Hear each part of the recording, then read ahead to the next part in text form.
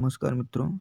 ये टीजीटी व्याख्यात्मक हल प्रश्न पत्र शिल्पी से कुछ महत्वपूर्ण प्रश्न लेकर के आए हैं आप लोगों के सामने। देखें, विद्यापति ने कुल कितने ग्रंथों की रचना की है। ठीक, तो यहाँ उत्तर देख रहे हैं ना, कितने हैं? 12, सॉरी ये 14। ठीक, 4 सही है। विद्यापति ने कुल कितने ग्रंथों की रचना की है? तो 14 ग्रंथों की रचना की है विद्यापति ने। ठीक, आइए देखते हैं। प्रेरणा नामक कहानी रचित है। प्रेरणा नामक कहानी कौन रचा है? ठीक है, तो यहाँ प्रेमचंद द्वारा रचा गया है प्रेरणा नामक कहानी। फिर अगला है, धूमिल को किस काव्य कृति पर साहित्य अकादमी पुरस्कार मिला?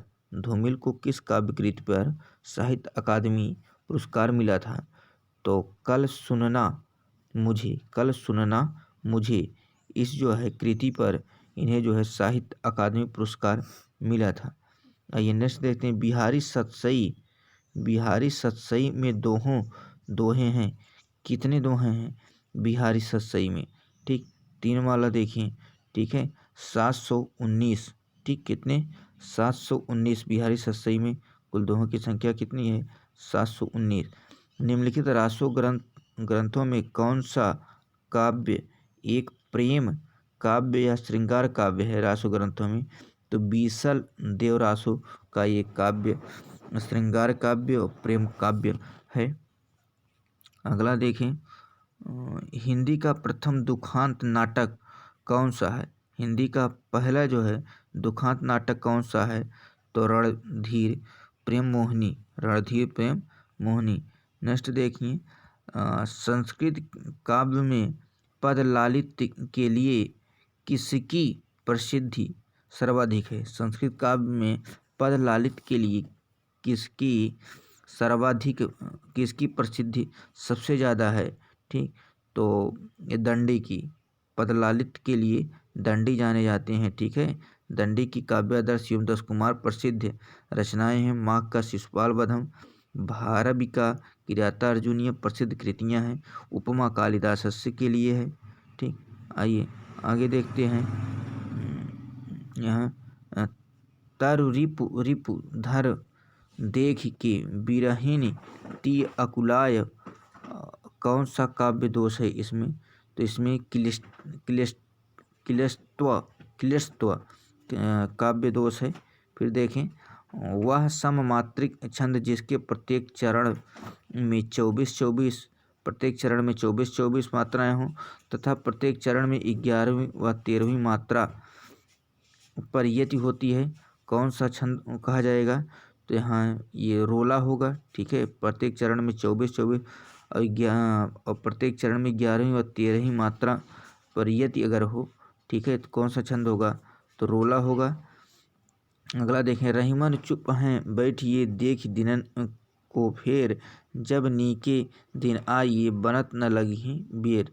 ठीक, तो ये है दोहा। रहीमन चुप हैं बैठिए और देख दिनन को फेर, जब नीके दिन आई हैं बनत लगी बेर, ये दोहा है।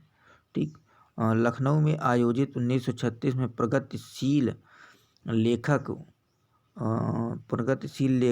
संघ के ऐतिहासिक आयोजन के अध्यक्ष थे। ठीक, कौन थे ऐतिहासिक? इसके लिए प्रेमचंद जी थे। ठीक, आइए नेक्स्ट देखते हैं। वीरांगना नामक उपन्यास के रचयिता हैं। वीरांगना के हैं तो इसके हैं रामधारी सिंह जी हैं। ठीक है, वीरांगना उपन्यास के रचयिता कौन है? रामधारी सिंह दिनकर की रचना कृतियाँ निम्न हैं। रेणुका है, वीरांगना है, प्रणभंग है। ठीक, प्रतीक्षा रश्मिरथी है, उर्वशी है। मार्ग के दोनों तरफ वृक्ष हैं तो मार्गम उभयता वृक्षा संति, ये सही होगा। फिर इसके बाद आचार्य रामचंद्र शुक्ल ने हिंदी साहित्य का इतिहास के आधुनिक गद्य साहित्य परंपरा का प्रवर्तन के अंतर्गत प्रथम उत्थान की कालावधि बताई है। तो 1925 से 1950। नेक्स्ट देखें, सखनील नभस्सर के निकलाया हंस अह तिरता तिरता, अब तारक मौक्तिक शेष नहीं निकला जिनको चरता चरता। रूपक अलंकार का कौन सा प्रकार प्रयुक्त हुआ है? तो रूपक में एक होता है सांग रूपक, उसे प्रयुक्त हुआ है। जो तुम्हार अनुशासन पावे, कंदुक यु ब्रह्मांड उठावे, कांचों घट डारो फेरी, रोको मेर मुलक जिम तोरी। इसमें क्या है? इसमें रौद्र रस है। ठीक। कोणार्क नाटक की रचना किसने की? तो जगदीश चंद्र माथुर ने की थी कोणार्क नाटक की रचना। कौन? जगदीश चंद्र माथुर ने कोणार्क नाटक की रचना की थी। वैराग्य संदीपनी किस कवि की रचना है? तो तुलसीदास की है वैराग्य। सरस्वती पत्रिका का प्रकाशन वर्ष क्या था? तो 1900, पूरा ठीक है, 1900 था। फिर राष्ट्र की भाववाचक संज्ञा है राष्ट्रीयता, भाववाचक संज्ञा होगी। नई कविता के प्रवर्तक थे भारतेंदु हरिश्चंद्र जी, नई कविता के प्रवर्तक थे। घनानंद की कृतियाँ किस भाषा में है? तो घनानंद ब्रज भाषा में है। इनकी देव कवि किस जिले के थे? देव कवि तो ये थे इटावा जिले के। ठीक है, देव कवि इटावा कहाँ के थे? इटावा जिले के थे देव कवि। स्वस्त्यस्तु का संधि विच्छेद होगा। ठीक, तो स्वस्त्यस्तु मतलब स्वस्थ प्लस अस्तु होगा, इसका संधि विच्छेद।